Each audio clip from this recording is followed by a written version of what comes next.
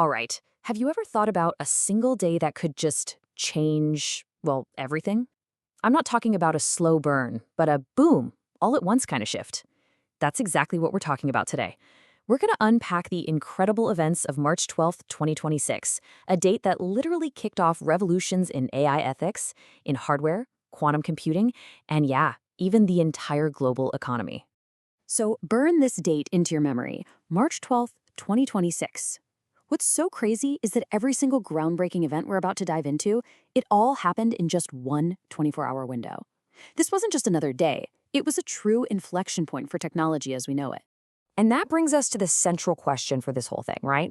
What would it actually look like if the future of technology was basically decided in a single day? Well, let's find out. All right, so the first major domino to fall on this day was a huge line drawn in the sand. This was a showdown, pitting the very ideals of AI ethics against the cold, hard realities of military profit. And it all started with a really bold public declaration from Anthropic, the creators of the Claude AI. They didn't beat around the bush. They put their values right out there, front and center, with a simple but incredibly powerful statement.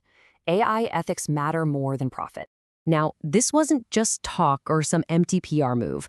On this exact day, Anthropic officially refused to allow any military use of its Claude AI models. We're talking about things like lethal autonomous weapons, mass surveillance. They were drawing a hard, ethical red line.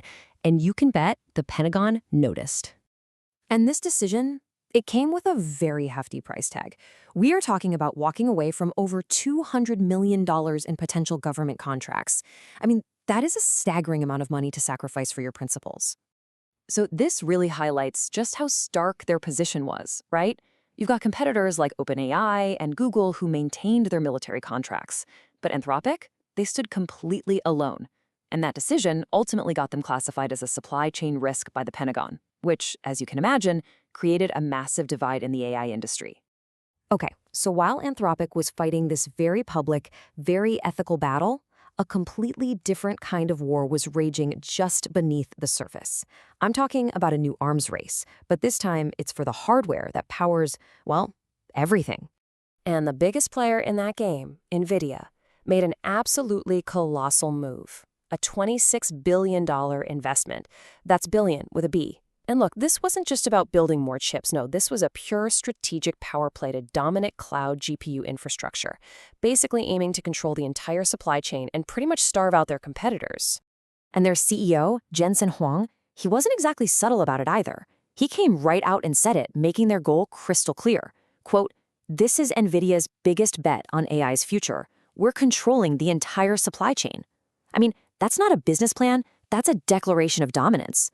But on the very same day, just as NVIDIA was making this huge announcement, a challenger appeared out of nowhere. Meta. They unveiled their own custom AI chip, the MTI V4. And get this, it was built on a more advanced process, it had more memory, it used less power, and in what was a total shock to the industry, it actually edged out NVIDIA's top-of-the-line H100 in raw AI performance. No one saw that coming.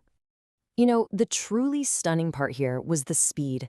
Meta went from just an experimental prototype to a chip that could beat the market leader in only 2 years. That kind of aggressive timeline sends a really clear message. They wanted total independence from NVIDIA, and they were building hardware perfectly optimized for their own stuff. So, this hardware revolution wasn't just locked away in giant data centers. Oh no, it was also getting physical.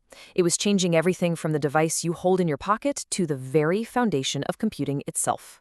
And you have got to check this out. On the same day, Honor unveiled the world's first robotic smartphone. What does that even mean? Well, it has an internal 3-axis gimbal that lets the phone physically move and track subjects all on its own. It's a feature that makes competitors like the iPhone and the Galaxy look, well, completely static by comparison. And look, this wasn't just a gimmick. As industry analyst Ben Wood pointed out, this was a really profound shift. We're moving toward devices that actively interact with their environment. This really marks the beginning of the end for the static phone and, the dawn of truly living devices. But the hardware revolution went even deeper. I'm talking way, way deeper, down to the subatomic level. Microsoft announced a massive breakthrough in quantum computing, and it's all based on something called Majorana Fermions. So what on earth are those? Okay, simply put, they're these incredibly stable, exotic particles that are their own antiparticle. And that stability, that's the holy grail. It's the key, because it solves the single biggest problem in quantum computing, which is all that environmental noise. And the results of this breakthrough? It was a true quantum leap, literally. Microsoft's new processor achieved a coherence time, that's basically how long a qubit can hold its information, of 10 milliseconds.